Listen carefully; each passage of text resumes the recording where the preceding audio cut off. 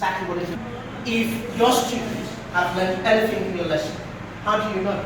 Right, I need to write down in this little right there, tell us how you know. Because remember, and I'm going to check you, everybody, so I'm going to know whether you've learned or not. See, that's me, I'm done talking. And then you do the work. Okay.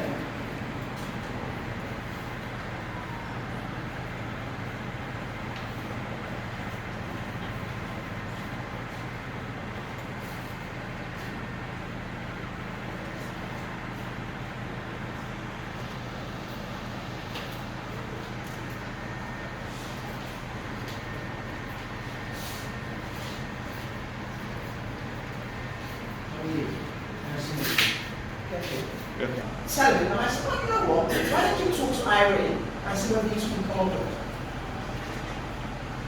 it? Now you've done that. What I'd like you to do, well done, by the way, well done. Okay? Lots of praises. Where kids are doing well. Kids respond very well to praise.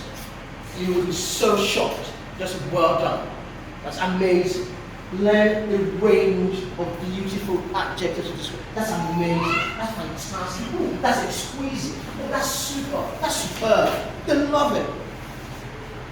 So, now go to talk to your partner, person sitting next to you, and share with them, tell them your idea of how you would know how or if students have learned anything in your lesson. So again, I'm going to turn it down to 1 minute. Why, Mr. O'Connor? Because I want the pace to be there. We're not going to spend eternity on it because we get bored. We run out of things to say. But time has begun to talk. And I need to share the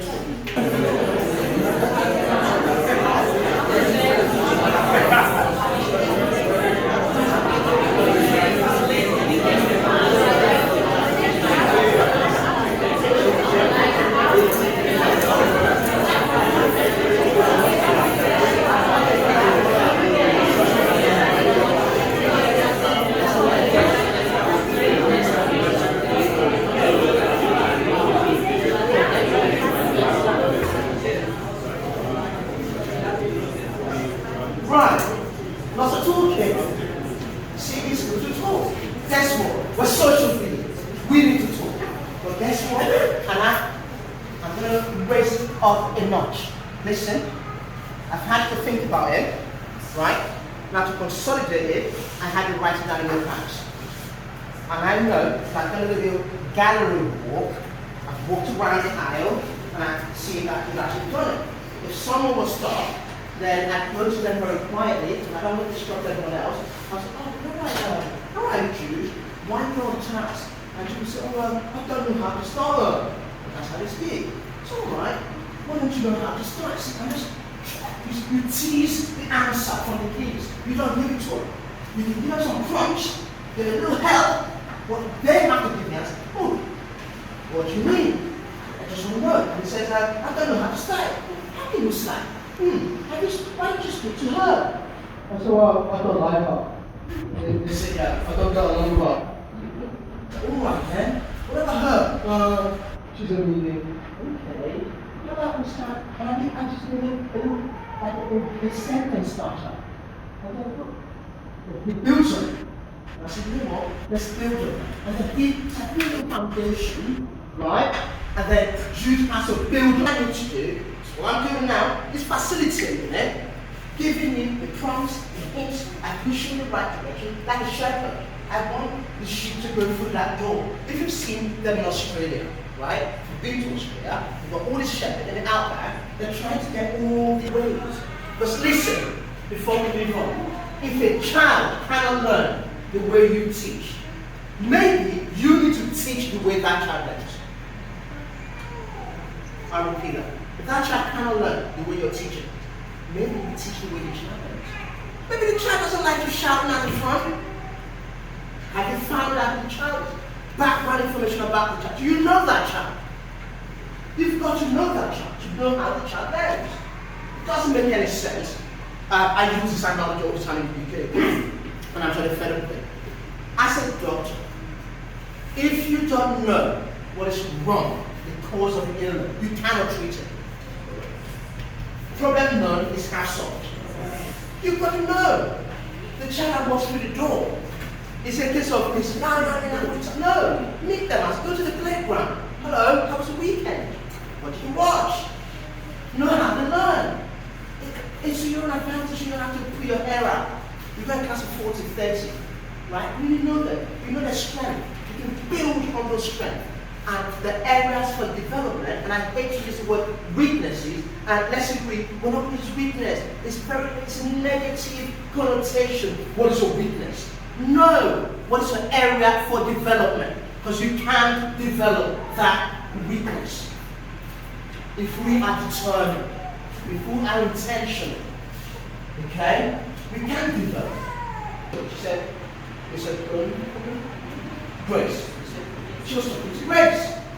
She was thinking I was going to ask her a question, but guess what? Grace, what did she tell you? See? Put Grace on the spot. I know her. What did she tell you? See that? And let's see how Grace, how she's really comprehended what she's been told.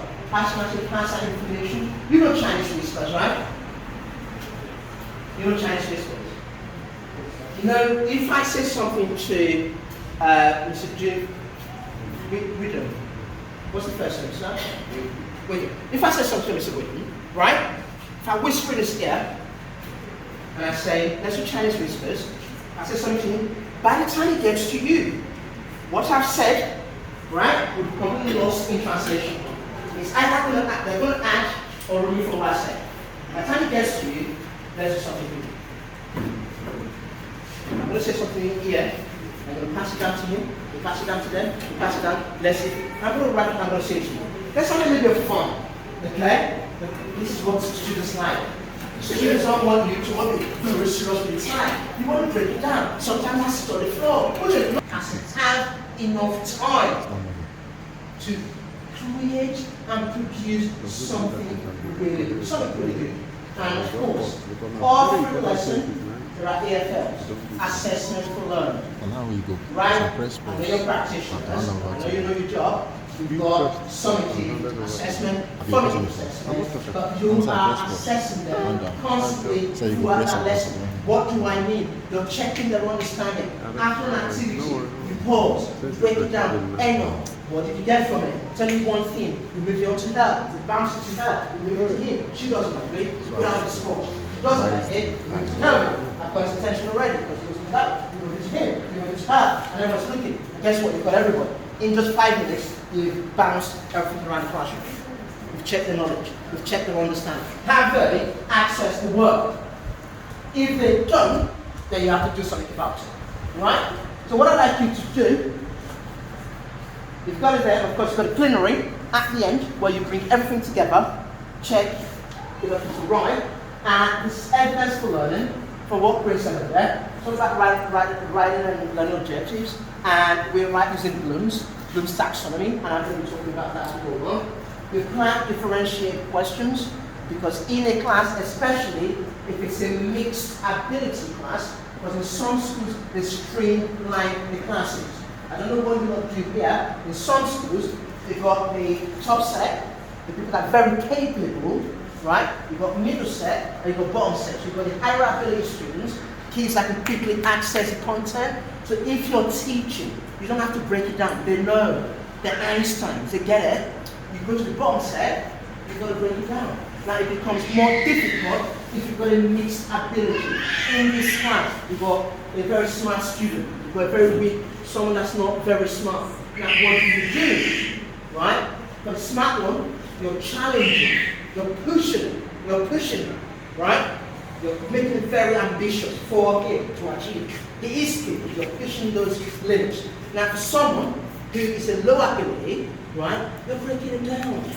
Guess what's going to happen? They ask, because I interview people a lot to get jobs.